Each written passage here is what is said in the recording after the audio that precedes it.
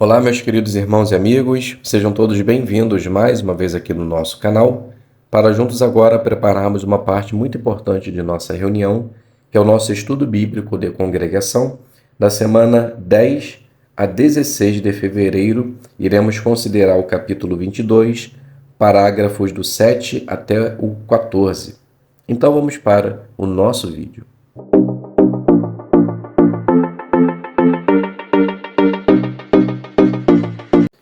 Então sejam todos bem-vindos mais uma vez aqui no nosso canal. É um prazer imenso ter vocês aqui semanalmente para juntos prepararmos as nossas reuniões e que assim possamos participar por meio de nossos comentários, louvando nosso grandioso Deus Jeová e principalmente também fortalecendo a fé de nossos irmãos. Estaremos fazendo agora a consideração do capítulo 22, parágrafo do 7 até o parágrafo 14. O tema da nossa consideração: seja feita a vontade de Jeová. Então, o parágrafo 7 ele tem um subtítulo: procuramos os discípulos e os encontramos. Então a leitura passa a dizer assim: Paulo reconhecia o valor da associação cristã e tinha muita vontade de estar com os irmãos. Lucas escreve o que ele próprio e os outros viajantes fizeram ao chegar a Tiro. Procuramos os discípulos e os encontramos. Sabendo que havia cristãos em Tiro, os viajantes os procuraram e provavelmente ficaram com eles. Uma das maiores bênçãos de conhecer a verdade é que, não importa aonde formos, encontraremos irmãos que pensam como nós e que nos receberão bem. Os que amam a Deus e praticam a adoração verdadeira têm amigos em todo o mundo. Então, a primeira pergunta do parágrafo 7: o que os viajantes fizeram ao chegar a Tiro? Então eles procuraram os discípulos e os encontraram, e provavelmente ficaram com eles. Isso mostra o quanto Paulo valorizava a associação cristã. Leitura do parágrafo 8. Ao descrever os 7 dias que os viajantes ficaram em Tiro, Lucas registra algo que pode parecer estranho a princípio. Por meio do Espírito, os irmãos em Tiro diziam repetidas vezes a Paulo que não pisasse em Jerusalém. Será que Jeová não queria mais que Paulo fosse a Jerusalém? Esse não era o caso. O Espírito havia indicado que Paulo seria maltratado em Jerusalém, não que ele deveria evitar ir a essa cidade. Parece que, por meio do Espírito Santo, os irmãos em Tiro concluíram corretamente que Paulo enfrentaria dificuldades em Jerusalém. Assim, por estarem preocupados com o bem-estar de Paulo, eles o incentivaram a não ir àquela cidade. Eles queriam proteger Paulo do perigo que o aguardava, e isso era compreensível. Mesmo assim, decidido a fazer a vontade de Jeová, Paulo continuou sua viagem até Jerusalém. Então a pergunta: como devemos entender Atos capítulo 21, versículo 4? Então entendemos que os irmãos falaram realmente por meio do Espírito Santo e, com medo do que estava para acontecer com Paulo, eles diziam que era para ele não ir a Jerusalém. Mas, determinado a obedecer a Deus, ele continuou a sua viagem. Leitura do 9 e o 10. Ao ouvir a preocupação dos irmãos, Paulo talvez se tenha lembrado de que Jesus enfrentou objeção similar depois de ter dito aos discípulos que ele iria a Jerusalém, sofreria muitas coisas e seria morto. Levado pelas emoções, Pedro disse a Jesus: tenha compaixão de si mesmo, Senhor. Isso de modo algum lhe acontecerá. Jesus respondeu: para trás de mim, Satanás. Você é uma pedra de tropeço para mim, porque não tem os pensamentos de Deus, mas os de homens. Jesus estava decidido a aceitar o proceder abnegado que Deus lhe havia designado. Paulo tinha a mesma determinação. Os irmãos em Tiro, assim como o apóstolo Pedro, sem dúvida tinham boas intenções, mas não discerniam a vontade de Deus. A ideia de se poupar ou de adotar a lei do menor esforço atrai a muitos hoje.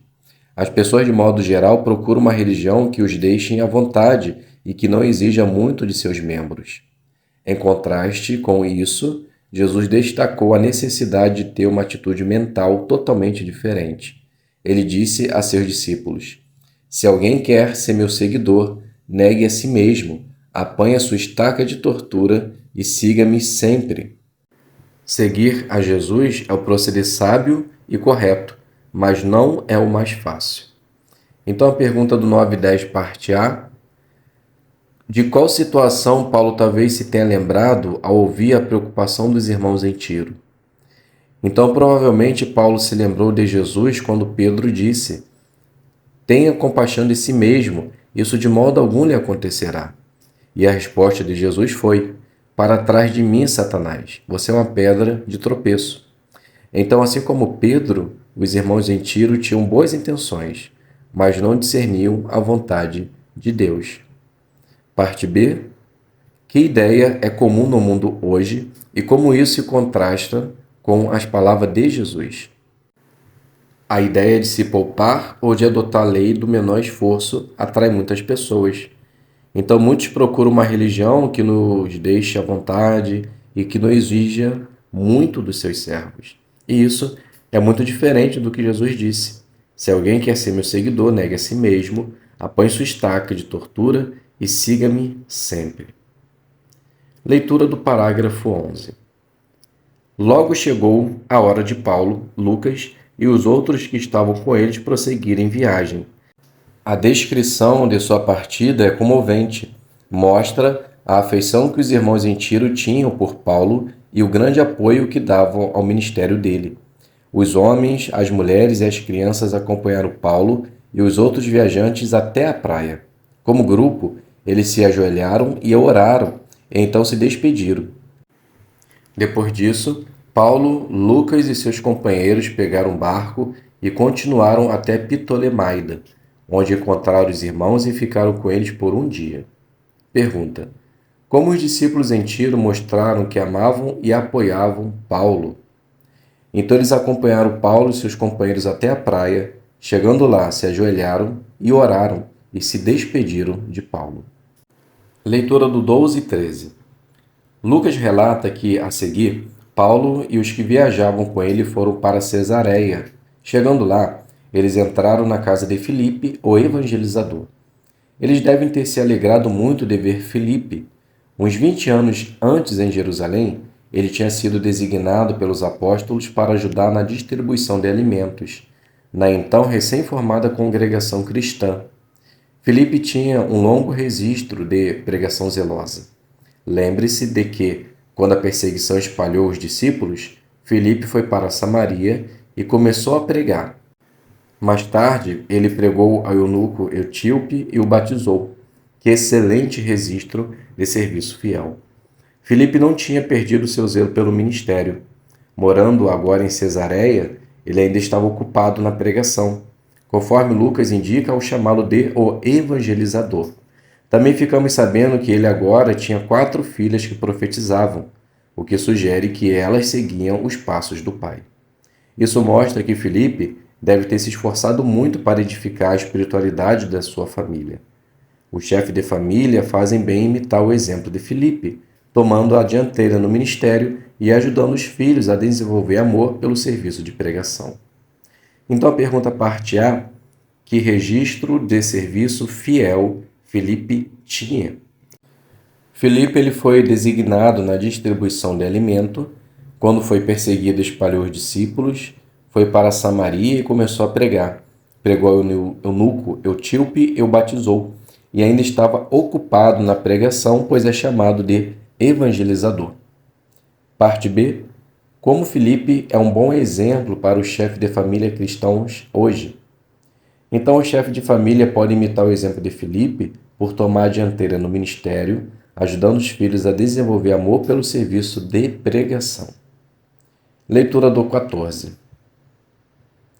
Num lugar após outro, Paulo procurava os irmãos e passava tempo com eles. Com certeza, os irmãos locais estavam ansiosos para mostrar hospitalidade a esse missionário viajante e seus companheiros. Essas visitas, sem dúvida, resultavam em todos se encorajarem mutuamente. Hoje também há oportunidades similares. Há muitos benefícios em abrir as portas de nosso lar, mesmo que seja humilde, para um superintendente de circuito e sua esposa. Então a pergunta do 14: Sem dúvida, qual foi o resultado das visitas de Paulo a seus irmãos cristãos e que oportunidades similares existem hoje? Então, o resultado foi um encorajamento mútuo e tiveram a oportunidade de demonstrar hospitalidade. E hoje podemos abrir a porta de nosso lar, mesmo que seja humilde, para o superintendente e também para os irmãos da congregação. Então, meus queridos irmãos e amigos, aqui eu finalizo essa consideração. Não irei fazer a leitura do quadro na página 174 e 177. Depois vocês podem analisar esse quadro, ok? Muito obrigado a todos pela presença. Fiquem todos na paz de Deus e até um próximo vídeo, se Deus quiser.